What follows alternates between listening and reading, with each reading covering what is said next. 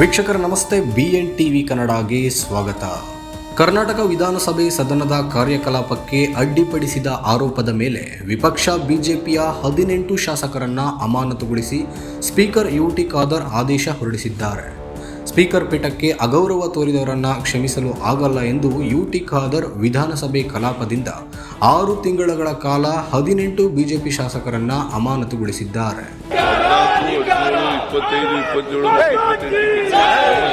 Speaker ಈ ನಡೆಯನ್ನ ಖಂಡಿಸಿರುವ BJP ರಾಜ್ಯಾಧ್ಯಕ್ಷ BY Vijayendra, speaker ಅವರು ನಮ್ಮ ಶಾಸಕರನ್ನ ಅಮಾನತು ಮಾಡಿ ರಾಜ್ಯ ಸರ್ಕಾರದ ತಳಕ್ಕೆ ತಕ್ಕಂತೆ ಕುಣಿದಿದ್ದಾರೆ.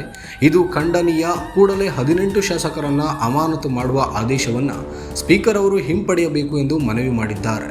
ನಿನ್ನೆ ಮಲ್ಲೇಶ್ವರದ ಬಿಜೆಪಿ ರಾಜ್ಯ ಕಾರ್ಯಾಲಯದ ಜಗನ್ನಾಥ ಭವನದಲ್ಲಿ ಸುದ್ದಿಗೋಷ್ಠಿಯಲ್ಲಿ ಮಾತನಾಡಿದ ವಿಜಯೇಂದ್ರ, ಬಿಜೆಪಿಯ 18 ಶಾಸಕರನ್ನ 6 ತಿಂಗಳ ಕಾಲ ಅಮಾನತುಗೊಳಿಸುವ ಕುರಿತು ನಿರ್ಧಾರ ಮಾಡಿರುವಂತಹದ್ದು ಸಂಪೂರ್ಣವಾಗಿ ಕಾನೂನುಬಾಹಿರ, ಅಸಂವಿಧಾನಿಕ, ಏಕಪಕ್ಷೀಯ ಹಾಗೂ ಮನಸೋ ಇಚ್ಛೆಯಿಂದ ತೆಗೆದುಕೊಂಡ ತೀರ್ಮಾನ ಎಂದು ಆಕ್ಷೇಪಿಸಿದ್ದಾರೆ.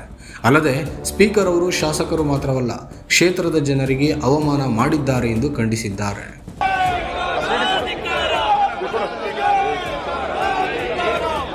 ಅಲ್ಪಸಂಖ್ಯಾತರನ್ನ ಖುಷಿಪಡಿಸಲು ಮೀಸಲಾತಿ ಕೊಟ್ಟ ರಾಜ್ಯ ಸರ್ಕಾರದ ನಿರ್ಧಾರವನ್ನು ಬಿಜೆಪಿ ವಿರೋಧಿಸ್ತಾ ಇದೆ ಎಂದ BY ವಿಜಯೇಂದ್ರ, ಸದನದ ಒಳಗೆ ಮತ್ತು ಹೊರಗೆ ಇದರ ವಿರುದ್ಧ ಹೋರಾಟ ನಡೆಸಿ ಇದನ್ನು ತಾರ್ಕಿಕ ಅಂತ್ಯಕ್ಕೆ ಒಯ್ಯುತ್ತೇವೆ ಎಂದು ಘೋಷಣೆ ಮಾಡಿದ್ದಾರೆ. ಹಿಂದೂಗಳಲ್ಲಿ ಹಾಗಿದ್ರೆ ಬಡವರೇ ಇಲ್ಲವೇ? ನಮ್ಮ ಸಂವಿಧಾನದಲ್ಲಿ ಧರ್ಮ ಆಧಾರಿತ ಮೀಸಲಾತಿ ಕೊಡಲು ಅವಕಾಶವಿಲ್ಲ. ಇದರ ನಡುವೆ ಮೀಸಲಾತಿ, ಹೊರದೇಶಕ್ಕೆ ವಿದ್ಯಾಭ್ಯಾಸಕ್ಕೆ ಹೋಗುವ ಮುಸ್ಲಿಂ ವಿದ್ಯಾರ್ಥಿಗಳಿಗೆ 20 ಲಕ್ಷ ಬದಲು 30 ಲಕ್ಷ ಕೊಡುವುದಾಗಿ ತಿಳಿಸುವುದು, ಮುಸ್ಲಿಂ ಹೆಣ್ಣು ಮಕ್ಕಳಿಗೆ ಆತ್ಮರಕ್ಷಣೆ, ಕಲೆಗೆ ಸಂಬಂಧಿಸಿ ಬಜೆಟ್ನಲ್ಲಿ ಹಣ ಮೀಸಲಿಟ್ಟಿರುವುದು ಸರಿಯೇ ಎಂದು ಪ್ರಶ್ನಿಸಿದ ವಿಜಯೇಂದ್ರ ಅವರು, ಹಿಂದೂಗಳಲ್ಲಿ ಹಾಗಿದ್ರೆ ಬಡವರೇ ಇಲ್ಲವೇ? ಅವರಿಗೆ ಹೊರದೇಶಕ್ಕೆ ಉನ್ನತ ಶಿಕ್ಷಣಕ್ಕೆ ಹೋಗುವ ಕನಸುಗಳಿಲ್ಲವೇ ಎಂದು ರಾಜ್ಯ ಕಾಂಗ್ರೆಸ್ ಸರ್ಕಾರವನ್ನು ಪ್ರಶ್ನೆ ಮಾಡಿದ್ದಾರೆ. ರಾಜ್ಯ ದೇಶದಲ್ಲಿ ಹಿಂದೂ ಹೆಣ್ಣು ಮಕ್ಕಳ ಲವ್ ಜಿಹಾದ್ಗೆ ಬಲಿಯಾಗ್ತಿದ್ದಾರೆ. ಕಾಮಗಾರಿಯಲ್ಲಿ ಮುಸ್ಲಿಂ ಮೀಸಲಾತಿ ಅಸಂವಿಧಾನಿಕ ಎಂದು ಟೀಕಿಸಿದರು. ಧರ್ಮ ಆಧಾರಿತ ಮೀಸಲಾತಿ ಕೊಡಲಾಗುವುದು ಎಂದು ಸಂವಿಧಾನ ಸ್ಪಷ್ಟವಾಗಿ ತಿಳಿಸಿದೆ. ಇದನ್ನು ನಾವು ವಿರೋಧಿಸ್ತಾ ಇದ್ದೇವೆ ಎಂದು ವಿವರಿಸಿದರು. ಈ ಸಂಬಂಧ ಸುಪ್ರೀಂ ಕೋರ್ಟ್ ಸೇರಿ ವಿವಿಧ ಕೋರ್ಟ್ಗಳ ತೀರ್ಪನ್ನು ಉಲ್ಲೇಖಿಸಿದರು. ಈ ತೀರ್ಪುಗಳು ನಮ್ಮ ಅನುಭವಿ ಮುಖ್ಯಮಂತ್ರಿಗಳಿಗೆ ತಿಳಿದಿದೆ. ಇದು ಸಂವಿಧಾನ ವಿರೋಧಿ ಎಂಬುದು ಗೊತ್ತಿದ್ದರೂ ನಾಡಿನ ಹಿಂದೂಗಳ ಮೇಲೆ ದೌರ್ಜನ್ಯ, ಅವಮಾನ ಮಾಡುವ ನಿರ್ಧಾರ ಖಂಡಿತ ಅಕ್ಷಮ್ಯ ಅಪರಾಧ ಎಂದರು. ಹೋರಾಟ ಕುರಿತು ಪಕ್ಷದ ಮುಖಂಡರ ಜೊತೆ ಚರ್ಚಿಸಿದ್ದೇವೆ. ಅತಿ ಶೀಘ್ರದಲ್ಲಿ ಹೋರಾಟದ ರೂಪುರೇಷೆಯನ್ನು ಪ್ರಕಟಿಸುತ್ತೇವೆ. ಸದನದಲ್ಲಿ ಹಗಲು ರಾತ್ರಿ ಧರಣಿ ಬಗ್ಗೆ ಚರ್ಚೆ ನಡೆದಿದೆ. ಜಿಲ್ಲೆಗಳಲ್ಲಿ ಸೋಮವಾರದಿಂದ ಹೋರಾಟ ನಡೆಯಲಿದೆ. ರಾಜ್ಯದಲ್ಲಿ ಜನಜಾಗೃತಿ ಮೂಡಿಸುವ ಹೋರಾಟ ನಡೆಸಲಾಗುವುದು ಎಂದರು. ಸ್ಪೀಕರ್ ಅವರು ಯಾವ ಕಾರಣಕ್ಕಾಗಿ ನಮ್ಮ 18 ಶಾಸಕರನ್ನ ಅಮಾನತುಗೊಳಿಸುವ ನಿರ್ಧಾರ ಘೋಷಿಸಿದ್ದಾರೆ ಎಂದ ಅವರು, ಹಣಕಾಸಿನ ಸಚಿವರಾದ ಮುಖ್ಯಮಂತ್ರಿಗಳು ಮತ್ತು ಕಾಂಗ್ರೆಸ್ ಸರ್ಕಾರವು ಈ ರಾಜ್ಯದಲ್ಲಿರುವ ಮುಸಲ್ಮಾನರಿಗೆ ಸರ್ಕಾರಿ ಕಾಮಗಾರಿಗಳಲ್ಲಿ 4% ಮೀಸಲಾತಿ ನೀಡುವ ತೀರ್ಮಾನ ಕೈಗೊಂಡಿದೆ.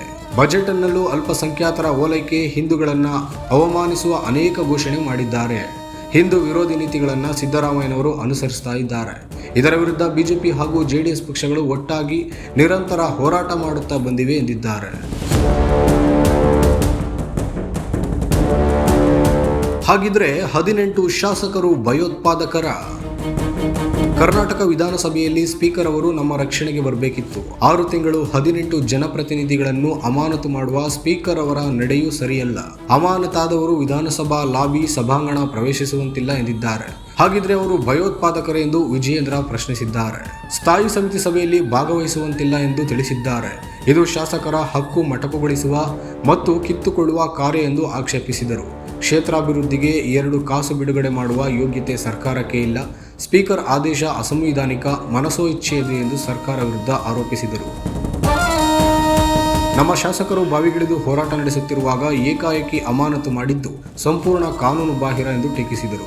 ಸಂವಿಧಾನದ ಬಗ್ಗೆ ಪಾಠ ಹೇಳುವ ಪದೇ ಪದೇ ಡಾಕ್ಟರ್ ಅಂಬೇಡ್ಕರ್ ಹೆಸರು ದುರುಪಯೋಗಪಡಿಸಿಕೊಳ್ಳುವ ಮುಖ್ಯಮಂತ್ರಿಗಳು, ಕಾಂಗ್ರೆಸ್ ಮುಖಂಡರು ಬಜೆಟ್ನಲ್ಲಿ ತೆಗೆದುಕೊಂಡ ನಿರ್ಧಾರಗಳು ಕೇವಲ ಅಲ್ಪಸಂಖ್ಯಾತರ ಓಲೈಕೆ ಅಷ್ಟೇ ಅಲ್ಲ, ಹಿಂದೂಗಳನ್ನು ಅಪಮಾನಿಸುವ ನಿರ್ಧಾರ ಎಂದು ದೂರಿದ್ದಾರೆ. ಈ ವೇಳೆ ವಿರೋಧ ಪಕ್ಷದ ನಾಯಕ ಆರ್ ಅಶೋಕ್ ಮಾತನಾಡಿ, ಹನಿ ಟ್ರ್ಯಾಪ್ ಕುರಿತ ಸಚಿವರ ಹೇಳಿಕೆ ಮುಸ್ಲಿಮರಿಗೆ ಸಂವಿಧಾನ ವಿರೋಧಿಯಾಗಿ ಮೀಸಲಾತಿ ವಿಚಾರ ಮುಂದಿಟ್ಟು ನಾವು ಹೋರಾಟ ಮಾಡಿದ್ದೇವೆ. ಸ್ಪೀಕರ್ ನಡವಳಿಕೆ ತುಘಲಕ್ ದರ್ಬಾರ್ನಂತಿದೆ. ಹಿಟ್ಲರ್ ಸಂಸ್ಕೃತಿಯನ್ನು ನಾವು ನೋಡುತ್ತಿದ್ದೇವೆ ಎಂದು ಟೀಕಿಸಿದರು. ಸಿದ್ದರಾಮಯ್ಯನವರು ಬೂಟುಗಾಲು ಹಾಕಿ ಬಾಗಿಲು ಒದ್ದು ಹಾಕಿದ್ದು, ಜಮೀರ್ ಅಹ್ಮದ್ ಸ್ಪೀಕರ್ ಮೇಲೆ ಹಲ್ಲೆ ಮಾಡುವ ಪ್ರಯತ್ನ ನಡೆಸಿದ್ದನ್ನು ಸದನದಲ್ಲಿ ನೋಡಿದ್ದೇವೆ ಎಂದರು. ಸುದ್ದಿಗೋಷ್ಠಿಯಲ್ಲಿ ವಿಧಾನ ಪರಿಷತ್ ವಿಪಕ್ಷ ನಾಯಕ ಛಲವಾದಿ ನಾರಾಯಣಸ್ವಾಮಿ ಅವರು ವಿಧಾನ ಪರಿಷತ್ನಲ್ಲಿ ಪಕ್ಷಗಳ ಬಲ ಮೇಲ್ಮನೆಯಲ್ಲಿ ಹೋರಾಟ ಕುರಿತು ಮಾಹಿತಿ ನೀಡಿದರು. ರಾಜ್ಯ ಉಪಾಧ್ಯಕ್ಷ ಎನ್ ಮಹೇಶ್ ಕೂಡ ಪತ್ರಿಕಾಗೋಷ್ಠಿಯಲ್ಲಿ ಭಾಗಿಯಾಗಿದ್ದರು.